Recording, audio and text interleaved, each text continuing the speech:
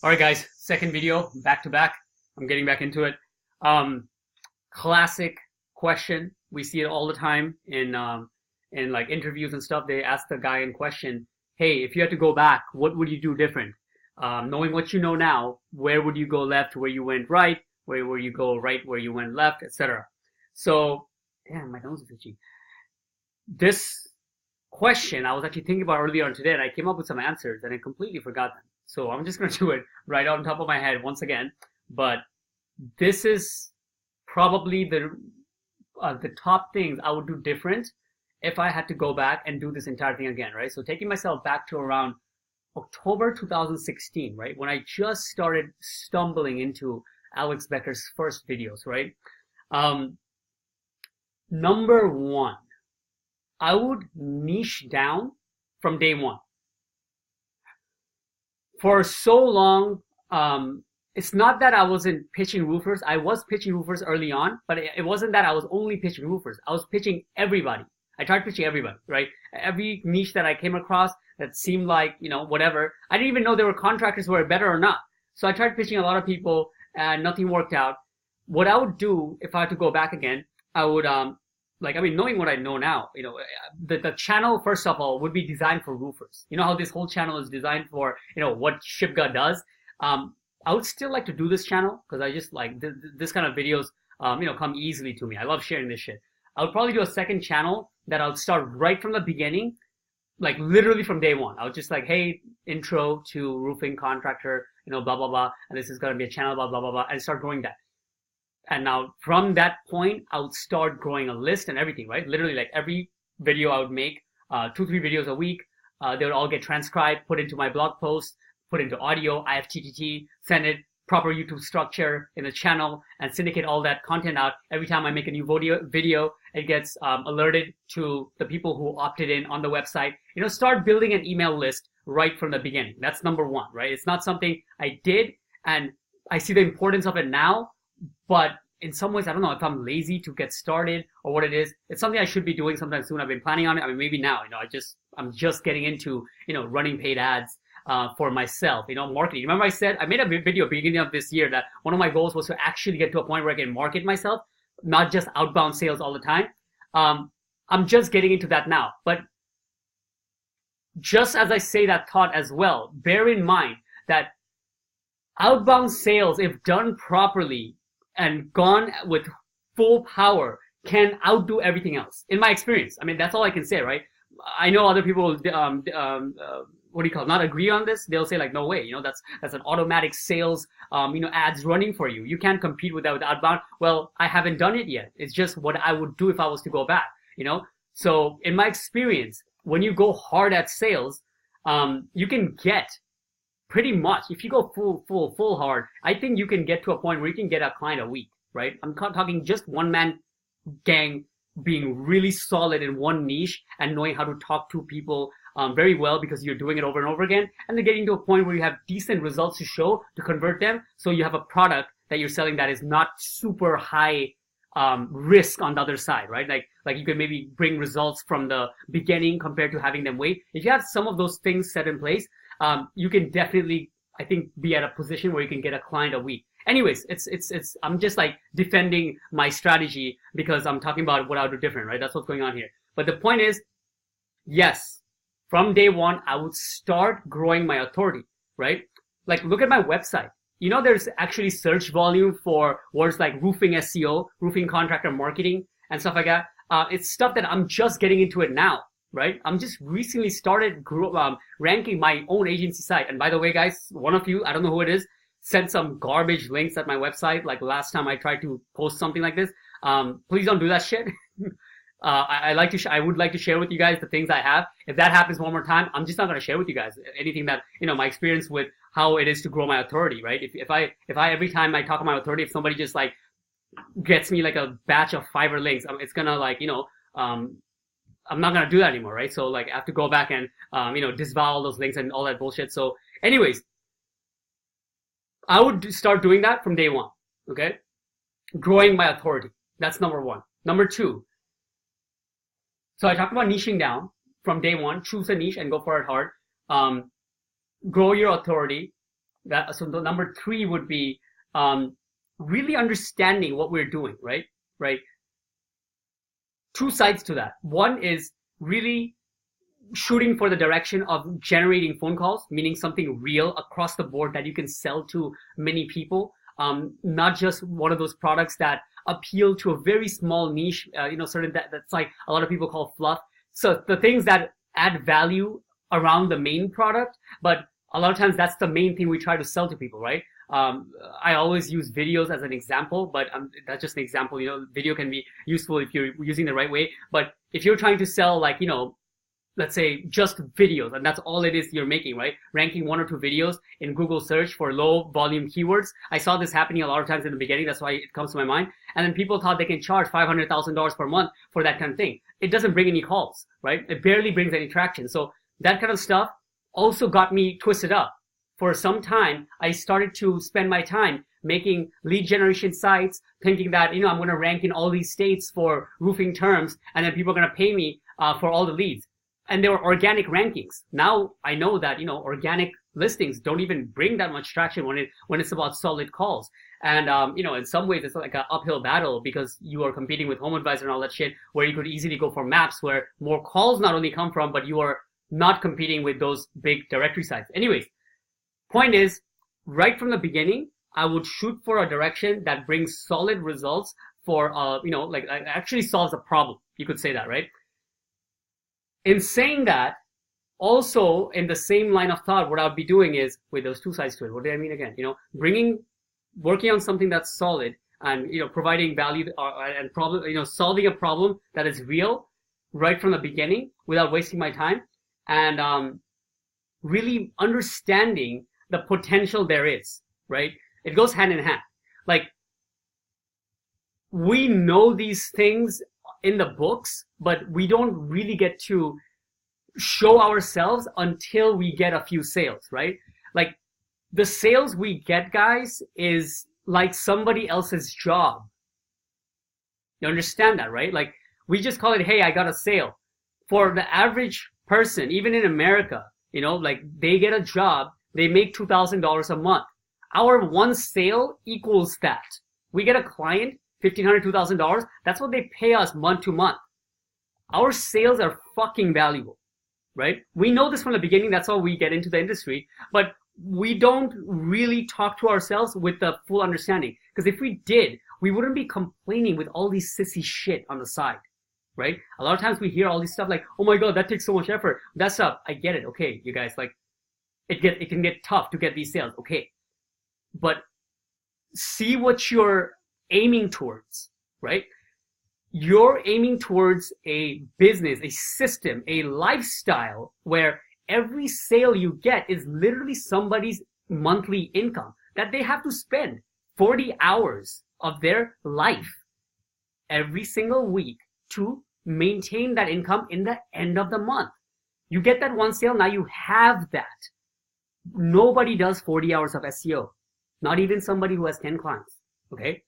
So understand that you're shooting for something that is very scalable, and it's just it's just able to provide you a potential lifestyle that is unmatched by anything that's average, right? So I mean, you guys already know this shit, but I would have had that talk to me properly, right?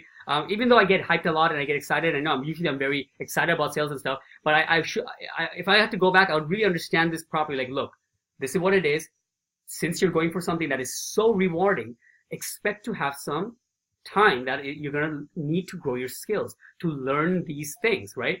And then after that, once you're making, some sales, understand the second part, which is something that I'm going through now, the systems, right? I'm complaining all day, like, oh my God, how long is it going to take and stuff like that.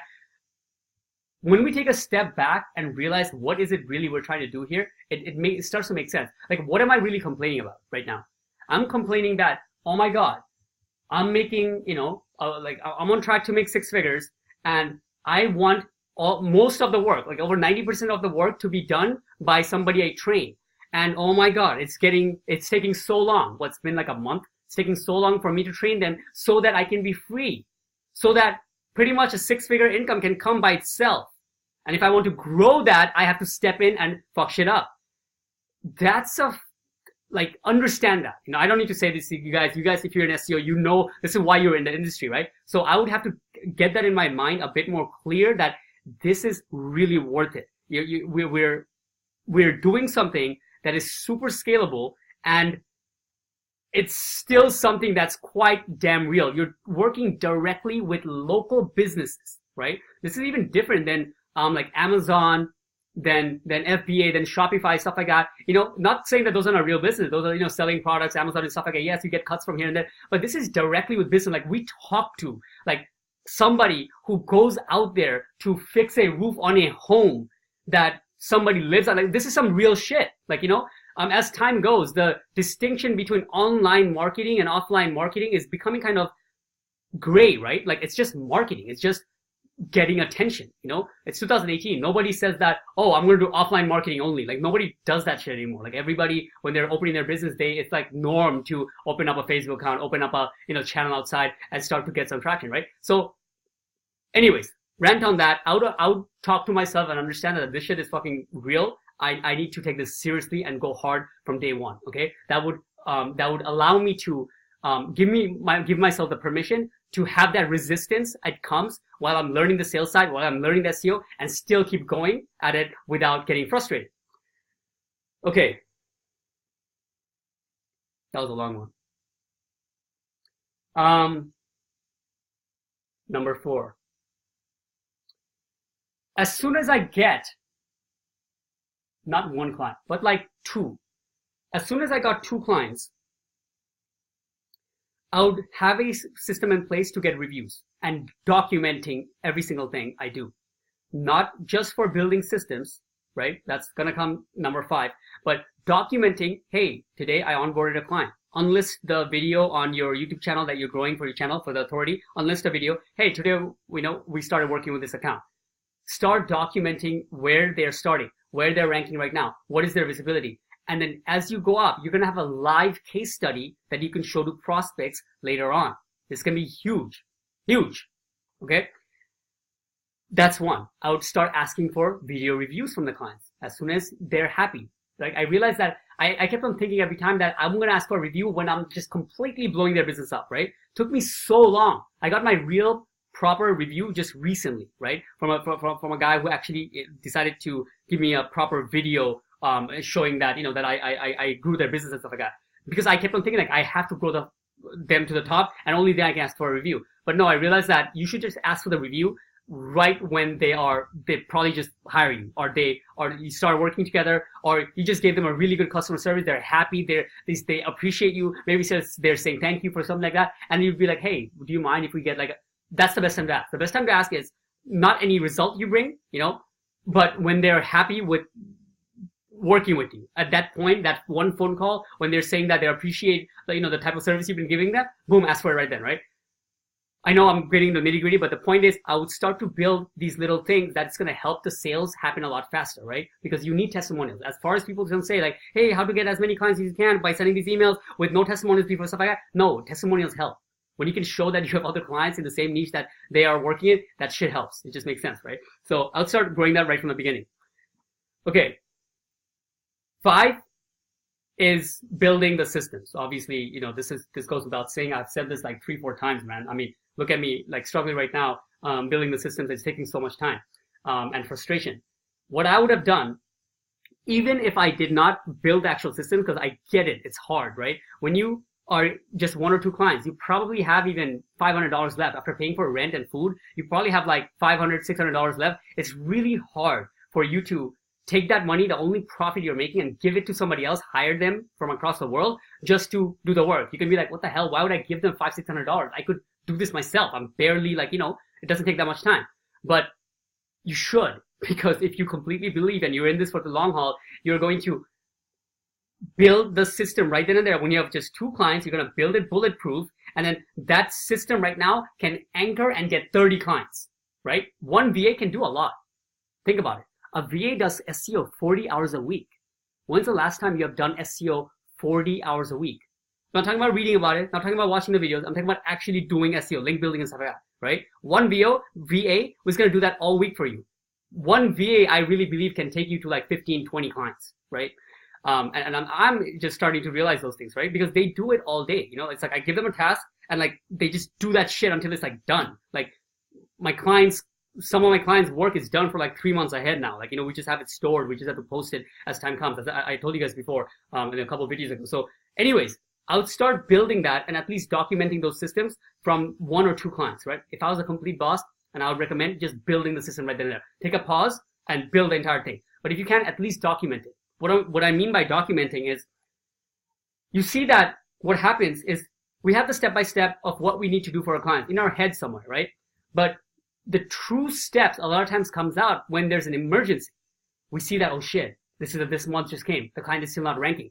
We need to do this, and that. You pull out shit that you're not normal in a normal scheme, that you now pull out of your back end game that was lingering around somewhere in the back of your head. You put it together and set go, and boom, you make shit happen. You rank them, right? At a very quick time. And you're like, oh wow, thank God. And you go about your day. Document that emergency. Document what you did to get them those massive results when the push came to shove. Because it is not acceptable for you to give a lower service just because you have more clients. That's the norm, right? We see huge agencies. Why do you think they can't get results? One might be actually because they, just don't know the knowledge. They don't have things in place where they're acquiring new knowledge of the SEO industry, how things are changing. Yes, that's probably one of them. That's why they suck so much. But I think another one is that they're so big, they just don't do the things that, even if they know that it will work, they just try to maintain the minimum that can have clients more or less happy without trying to go the extra mile, right? As we're scaling, right, we come from this industry, right? It's our responsibility to not drop that ball, right? When we have 1 or 2 clients, we do something quite fast because we want to make sure that things get done. When you have 10, it should not only be that we think that it could be dropped a little bit, and as long as it gets in the end of the month, but it should be the opposite. Since you have more clients now, it should be a system that does it even faster because you're not in it. The system should have it in place that takes into account all the things that needs to be done, even the sequences, even the little things that have to be sent in between press releases, within and after the things rank, right? To make it stick. All those little things, I'm throwing little hints in here and there, right? All those little things that we do when we're in emergency mode should be happening as we go, right? For every client. Okay, where was I? I think number 5 or something. But I think that's pretty much it, right? There's so much shit I would have done different. There's so much shit I would have done different. But those top 5 are probably good ones. I can't even name them from the top end. I forgot what I even said, right? But those 5, I believe, what I just said, because you're going to be looking at a structure where you understand what you're getting into. Your mind is in the right place for the industry. You understand. You're into the sales side.